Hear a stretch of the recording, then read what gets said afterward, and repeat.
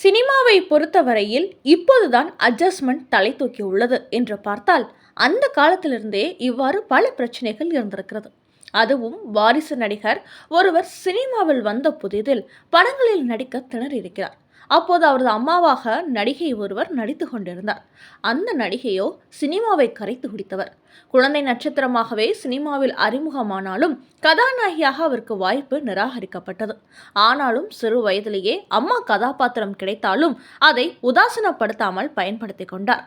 அந்த அம்மா நடிகையின் அழகில் தடுமாறி போன ஹீரோ கண்ட இடத்தில் கைப்பட்டதால் அம்மா நடிகை கோபப்படுவார் என்று பார்த்தால் பொன் சிரிப்பை ஒன்றை செய்திருக்கிறார். அது அந்த வாரிசு நடிகருக்கு சாதகமாக போனது. அப்புறம் என்ன கொண்டாட்டம் தான். இதையடுத்து டாப் நடிகர்களின் படங்கள் என்றாலே அவர்தான் அம்மா கதாபாத்திரம் என்று ஆகிவிட்டது.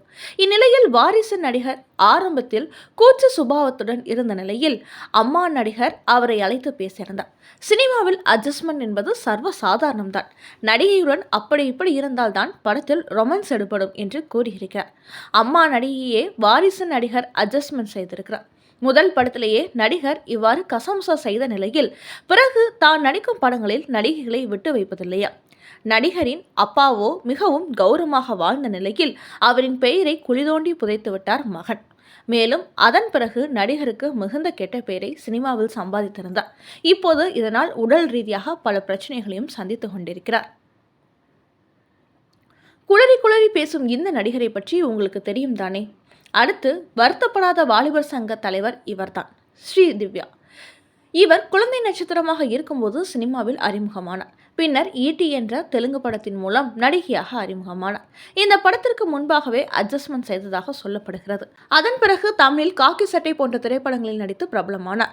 இவர் தமிழில் அறிமுகமாகும் போது கூட பலருடன் அட்ஜஸ்ட்மெண்ட் செய்ததாக கூறப்படுகிறது. இவர் அந்த பிரபல ஹீரோவுடன் இன்னமும் நட்பில் தான் இருக்கிறார். சமீபத்தில் இமான் அண்ணாச்சி வீடு வலசரவாக்கத்தில் கிரகப்பிரவேசம் செய்யப்பட்டது. அப்போது இந்த நடிகையும் இந்த வருத்தப்படாத வாலிபர் சங்க தலைவரான ஹீரோவும் இன்னொரு சதீஷ் என்கிற நடிகரும் மூவரும் இரவு 11 மணிக்கு வந்து 1 மணி வரையில் குடித்து கும்மாளம் இட்டுவிட்டு நடிகையும் அந்த ஹீரோவும் தனியே பயணித்ததாக சொல்லப்படுகிறது. இப்போதும் பட வாய்ப்பு இல்லை என்றாலும் இந்த ஹீரோ தான் ஃபைனான்ஸ் உதவி செய்து வருகிறாராம். போதை நாயகி என்ற பெயர் எடுத்தவர். போதை வழக்கில் போலீசாரால் விசாரிக்கப்பட்டவர் இந்த நடிகை. இவர் ரகுல் பிரீத் சிங். இவர் கன்னடத்தில் கில்லி ரீமேக் படத்தில் நடித்தது மூலம் சினிமாவில் அறிமுகமானார்.